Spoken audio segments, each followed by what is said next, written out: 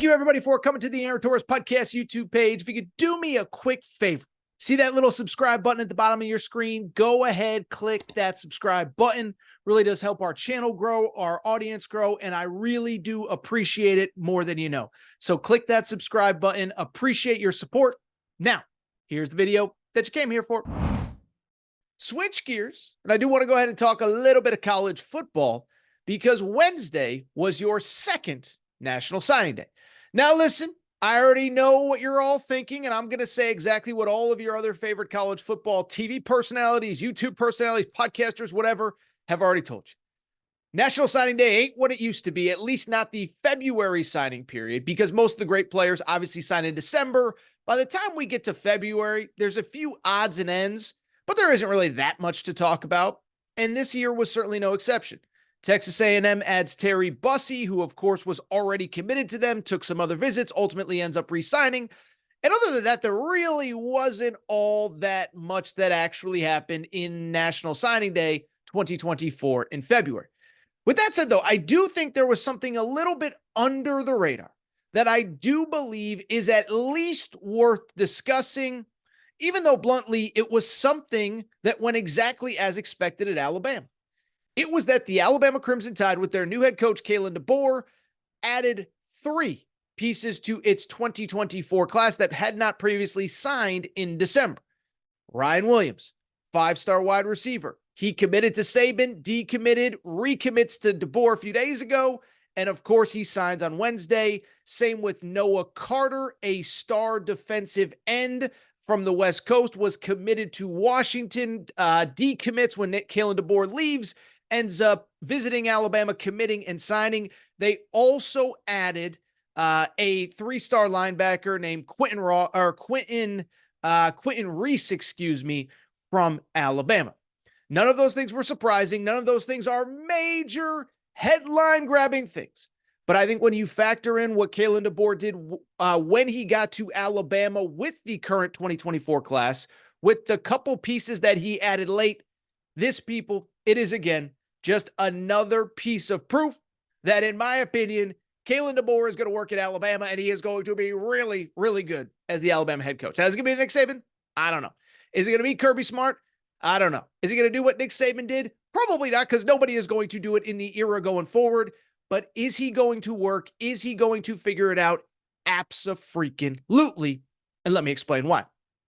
First off, I think the last part that I just said is actually the most important part of all of this, is that on top of all of the players that were already in the program that Kalen Deboer convinced to stay, the guys that were part of that 2023 SEC championship team that played in the Rose Bowl against Michigan, that was important. We've talked about that a million times. What I don't think I've talked about enough is the fact that for the most part, the entire 2024 recruiting class stayed together even post-Saban departure. Now, I know what everybody would say. Most of them were early enrollees. They were already on campus. Where were they going to go? Well, I'm here to tell you, if they didn't believe in Kalen Deboer's vision, they could have left. First of all, keep this in mind. I'll say this. I follow all this stuff, all these schools, all the trickle-down effects of all of this. Arizona, as an example, they lost a ton of their 2024 recruiting class who decided to follow Jedd Fisch to Washington. I don't blame them. I don't criticize them. That is their prerogative. It is their career. It is their future. They were not recruited to Arizona under the current staff. So I don't blame anybody for doing it. But I think more than anything, it speaks to Kalen Deboer that he was able to keep most of those guys in-house and keep them from actually considering other options. Because at the end of the day, listen, man, this isn't 1992, okay? These kids have options. It's never been easier to leave. It's never been easier to bail. Bluntly, there have never been more people in their ears trying to get them to do something other than what they're doing right now. You got parents. Parents have obviously always been involved. You got high school coaches, 7-on-7 people. You now have, oh, by the way, friends, of course, your buddies. What are you doing there? You're never going to play. You didn't sign a kid. You got so many people in your ear, but you know what you also have? You also have agents in your ear now, okay? And it's not something that I know a lot of people like to think about when they think about their favorite college football team. You want to think about the old days, you commit because of the football team and the school and the name on the front of the jersey, not the name on the back. But the bottom line is all these kids have agents now that are probably sitting there saying, you didn't commit to this guy. You don't know what this guy's about. Go somewhere else because those agents are getting hit up by other schools.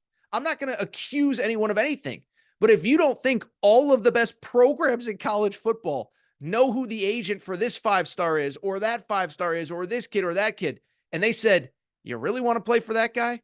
Let's have a conversation. Can we talk at least about your kid coming here? None of those kids decided to leave except for Julian Sayin, who of course was a quarterback. And it's worth noting, Kalen Deboer brought his own quarterback from Washington. So who's to say for sure? But the bottom line remains, like, most of those kids stayed except for a quarterback who basically looked in the mirror, saw his potential replacement anyway, decided to leave. It's also worth noting, by the way, a lot of these recruits aren't from Alabama because that's the other push. Well, I mean, where are they going to go? Blah, blah, blah. It's like, well, it's 2024.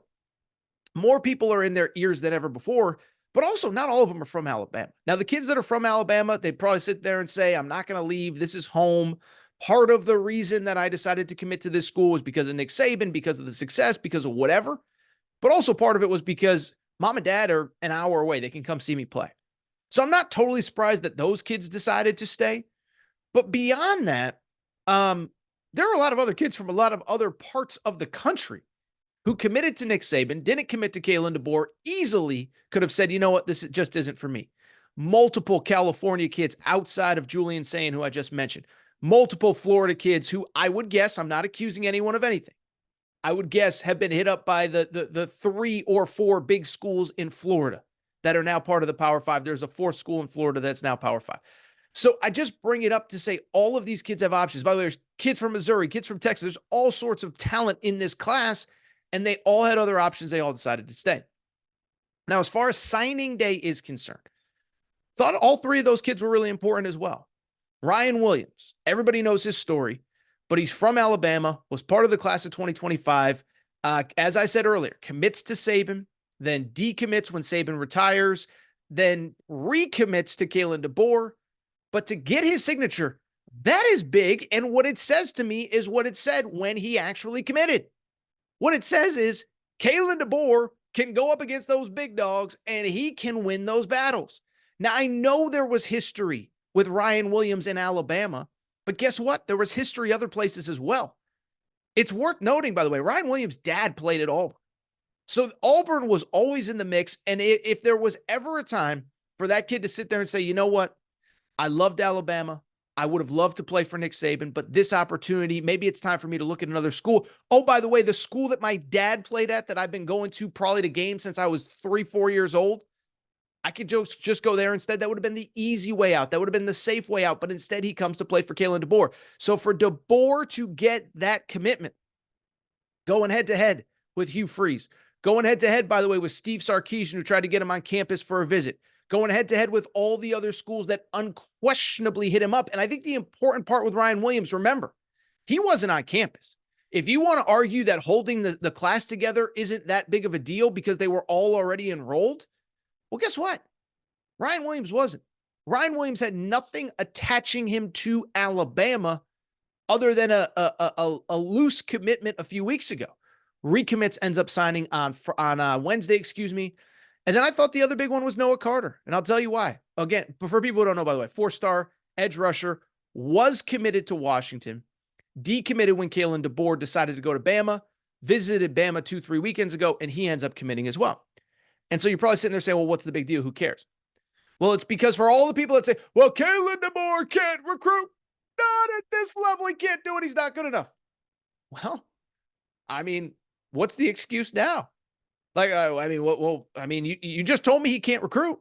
So if he can't recruit, then how did he get this 4-star in the first place, top 100 player, West Coast to Washington in the first place? Because you told me, you were the one, not me. You told me that Kalen DeBoer can't recruit, isn't going to be able to recruit at that level. Well, he was already getting really good players at Washington. Now, he certainly wasn't getting the volume of them, because Washington is a hard place to recruit to, even when you're winning. He only had 2 full recruiting classes, only one of them coming off that 11-win season 2 years ago. So, like, spare me with all the, how good of a recruiter is he? Listen, I'm not saying he's going to be Kirby Smart tomorrow or Steve Sarkisian tomorrow or Dan Lanning tomorrow, but I think he's pretty good. By the way, 2 of those guys I mentioned, Dan Lanning beat him 3 times. Steve Sarkisian beat him twice. I think Bama's going to be okay. third guy that got signed on Wednesday, QB Reese, Quentin Reese from Birmingham. Another, just listen, it's a depth piece, adding pieces in the state. Always think it's good to take an in-state kid if you think he's good enough. And so I'm just going to wrap this segment. I've talked long enough, but this is all proof to me. Like what we can, if you want to say I can't judge this guy until I see him on the field, okay, that's fine. I get it. Whatever. I'm not going to judge you because Saban has set the standard so high that, like, I have no problem with you saying, listen, I can't get excited because if he goes 9-3, then whatever. But what I always say, I've said this a million times for people who have listened to me long-term. My old radio partner, Arnie Spanier, radio legend, always says when he does radio, he goes, Aaron, and that's how he sounds. Aaron, the show is tonight. And what does that mean? What that means is the show is tonight means we have to react to things in real time in the moment, right? Like if in the Super Bowl on Sunday, Mahomes wins another Super Bowl, you're going to have the Mahomes versus Brady conversation. You can't sit there and say, well, I have to wait until Mahomes' career is over before I compare them. No, you're going to compare them right now. And so I'm talking about this with Deboer because I am a person, I can only base my opinion on Kalen Deboer as Alabama's coach based on what I know right now. If you want to wait till September, October, November, if you want to wait till 2027 when he's got 4 years under his belt, that's your prerogative. My job is to react to news in real time as it happens, and I'm here to tell you, I like this guy. I think he's good. I think he gets it. I think he's surrounded himself with smart people, and I think as time goes on, he is going to be more Urban Meyer at Florida. And I don't mean that, with the negative off the field stuff. I mean it. He's going to be the guy that comes from the outside, that figures it out because he's smart and he's not going to accept failure. I think he's going to be more the Nick Saban at LSU the first time around in the SEC than he is going to be Brian Harsin or Brett Bielema or whatever. If you enjoyed this video, do me a quick favor. Make sure to subscribe to the Aaron Torres Pod YouTube channel. New videos going up every single day. You love it. We talk college football. We're going to talk college hoops. So much to discuss. Appreciate your support. Be back soon.